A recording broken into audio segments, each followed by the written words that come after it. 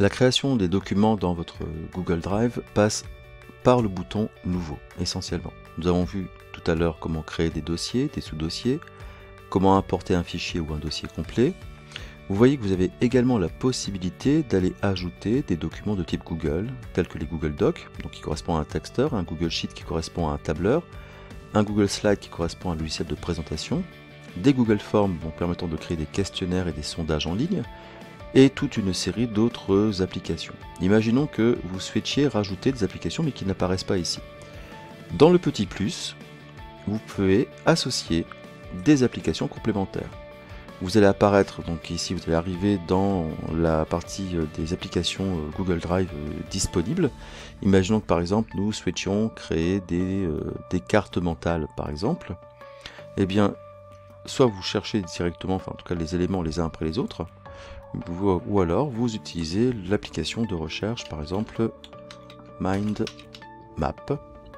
On va voir ce qu'il nous propose en la matière. On va prendre Mind Map en général. Donc on voit ici différentes applications qui nous intéresseraient éventuellement. Je n'ai pas l'impression de trouver ce que je cherche. Je vais donc affiner ma recherche. Et par exemple celle-ci. Alors je vois que cette application a été téléchargée par 23 000 personnes. Elle a un niveau de satisfaction qui est relativement qui est moyennement satisfaisant, 3,7. Je peux rechercher autre chose, par exemple si je connais une application, par exemple Plectica, je ne retrouve pas. On va peut-être chercher autrement des Mind, Free Maps, par exemple des Lucidchart ou des Mind Map. On va prendre celle-ci par exemple. Je clique dessus, donc là je suis comme si j'allais installer ça sur un téléphone. Je trouve que l'application m'intéresse, je vais donc choisir ici installer. L'installation aura besoin de notre autorisation pour lancer ici l'installation. Je clique sur continuer. Il me demande de m'authentifier, c'est un élément qui est systématiquement demandé pour assurer la sécurité.